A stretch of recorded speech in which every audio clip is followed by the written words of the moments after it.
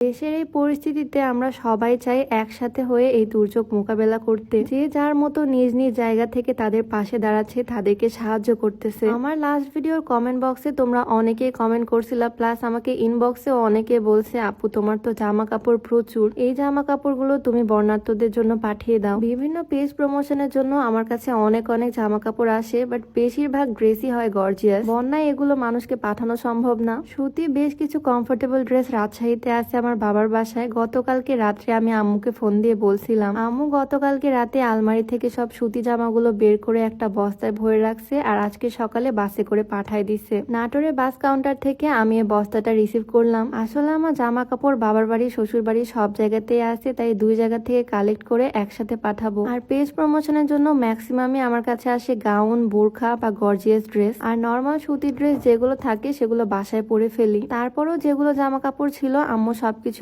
বস্তার মধ্যে করে পাঠাই দিছে। জামা কাপড়ের ওজন আছে, এটা নিয়ে যেতে প্রচুর কষ্ট হচ্ছে। আমার হাজবেন্ড গেছে কুমিল্লা, এখনো সে ফেরেনি। সে থাকলে হয়তো আমার কষ্টটা একটু কম হতো। সে ওখানে মানুষদের সাথে কাজ করতে ব্যস্ত, আর আমি এদিকে যেটুকু পারছি মানুষকে হেল্প করার চেষ্টা করছি এখান থেকে। এই বাসার আলমারিতেও বেশ কয়েকটা সুতি জামা কাপড় ছিল, সেগুলো বের করে নিলাম। সবকিছু একসাথে অ্যাড করে পাঠাবো। আমাদের নাটোর থেকে আজকে কয়েক ট্রাক ট্রান যাবে, আর সেখানে আমি আমার এই জামা কাপড়গুলো দিয়ে দিব।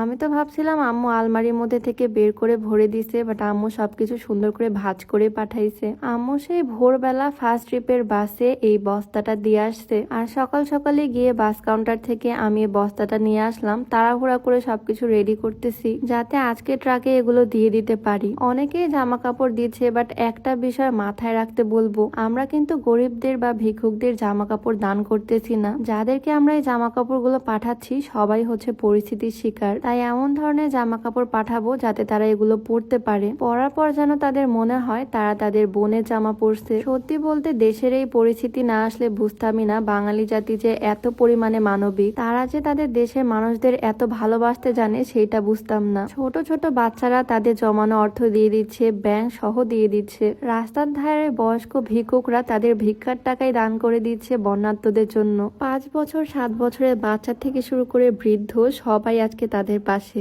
আমার ওখানে যাওয়ার ইচ্ছা ছিল খুব, বাট আমি মেয়ে মানুষ, ওখানে গিয়ে কোথায় থাকবো কি খাবো, তাই আমার হাজবেন্ড আমাকে নিয়ে যায়নি। কিন্তু ঘরে বসে যেটুকু পারতেছি তাদের জন্য চেষ্টা করতেছি। চাইলে তো সবভাবে সাহায্য করা যায়, তাই না? যে যেভাবে পারি সেভাবে সাহায্য করি, তাদের পাশে এগিয়ে আসি। আমি আজকে যে জামাগুলো বস্তায় ভরলাম এই সবগুলোই 3 পিস বা গোল্ড ড্রেস, যেগুলো রেগুলার ওয়ারে। আমার কাছে অনেক বোরকাও আছে, বাট এগুলো দিলে তাদের কাজে আসবে কিনা আমি বুঝতেছিলাম না, সেজন্য শুধু এই 3 পিস গুলোই পাঠালাম। আমি আর কি ভাবে তাদের সাহায্য করতে পারি অবশ্যই আমাকে একটু জানিও। হতে পারে আমার সে অ্যাবিলিটি আছে সাহায্য করার, বাট আমার মাথায় আসেনি। তোমরা আমাকে একটু আইডিয়া দিও আমি আর কি ভাবে তাদের পাশে থাকতে পারি। যাই হোক, মাদ্রাসা মোড়ের এই জায়গাতে অনেকে জামা কাপড় দিয়ে যাচ্ছে, এখানে আমার বস্তাটাও রেখে দিলাম। মানুষ কতটা মানবিক দেখো, টাকা পয়সা চাল ডাল থেকে শুরু করে জামা কাপড় সবকিছুই দিয়ে দিচ্ছে তারা বর্ণাঢ্যদের জন্য। এখান থেকে আমি আমার দেবরের সাথে এখন যাচ্ছি টেকনিক্যালের ভিতরে। এখানে একটা বড় হল রুমে সব ত্রাণ সামগ্রী রাখা হয়েছে।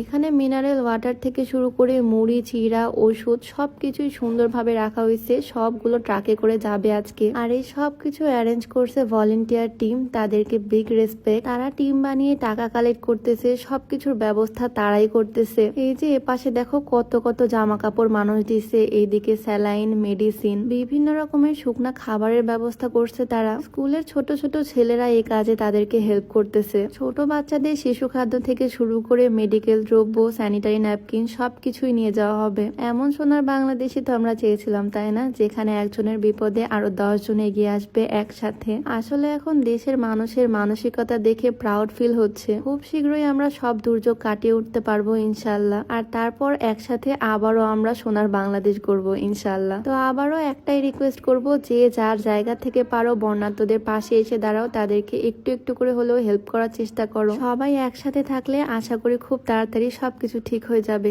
ইনশাআল্লাহ। আল্লাহ ভরসা।